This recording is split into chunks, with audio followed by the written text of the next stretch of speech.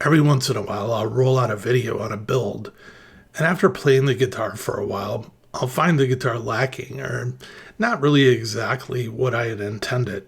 Most of the time, I don't cover this in a follow-up video because I think that folks may not find this interesting content for a video, or there's not enough content to really make a full video. What I mean by follow-up is me changing what I had originally done to the guitar and going maybe in a different direction. I have a couple guitars where I've recently released build videos, and in each case, I've decided that there's more that I really wanted to do to the guitar, or I really wanted to go in a different direction than what I originally thought in the first video. I'll do a short follow-up video this time so you can see what changes I've made and did I get the outcome that I really wanted when I did the follow-up. Recently, I put together a blue Les Paul shaped Telecaster body and I installed a Seymour Duncan Hades Gate humbucker bridge pickup. It's a really cool looking pickup and it sounds pretty good. It's a great pickup, but it's not really what I wanted for this guitar. This guitar hung in my living room for the past month, and I look at it all the time when I'm sitting in there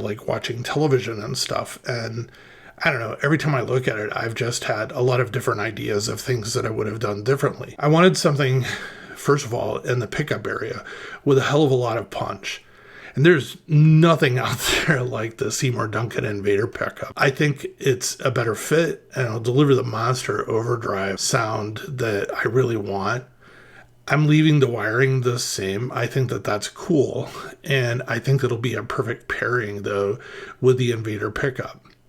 And that's basically switch position 3, which is all the way forward, is just traditional standard 2-conductor humbucker sound. It's also pretty much the way most humbucker pickups are wired.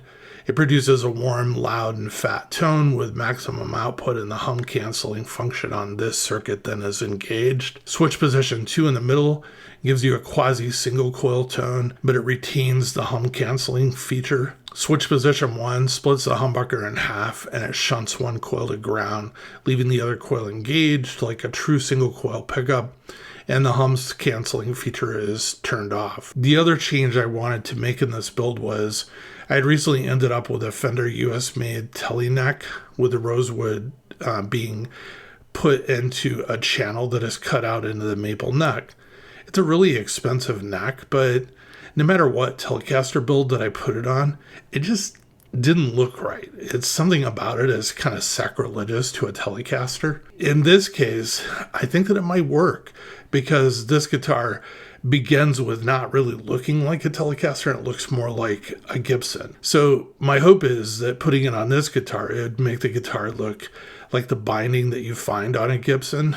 On a Telecaster, it's just, like I said, a difficult pill to swallow with this neck, and it just never looked right. The reason I think is a Gibson Les Paul Special has binding on the neck, and it works. I mean, it's just what people expect. Matter of fact, if it's not there, people get all bitchy about it. This guitar is a hybrid cross between a Gibson Les Paul Jr. and a Telecaster, but I'm okay with stretching and adding a little special flavor to the mix. What I mean by that is I know that the Gibson Les Paul Jr. doesn't have binding, but in this case, I'm kind of just, like I said, stretching a little bit. The neck I'm adding is unusual. It has what's called a compound radius. It's where the neck has a C shape, but for the radius at fret 1, it's at a 9.5-inch radius, but by the time you get to the upper frets, it's a 14-inch radius. In the end, I'll have to see how it plays when installed. After installing the new pickup and neck, I stand back and I look over my work and I find that I really like the end result. The guitar wears the channel bound, kind of binding looking neck much better than a traditional Telecaster does or would. It just works. Also, the white Invader pickup just looks effing mean and works with a white pickguard. I think all the changes are good from an aesthetic perspective. Now I need to see how she plays and how she sounds. If she's a mean garage rock and roll machine that plays easily and screams loud behind some sort of an overdrive or fuzz pedal.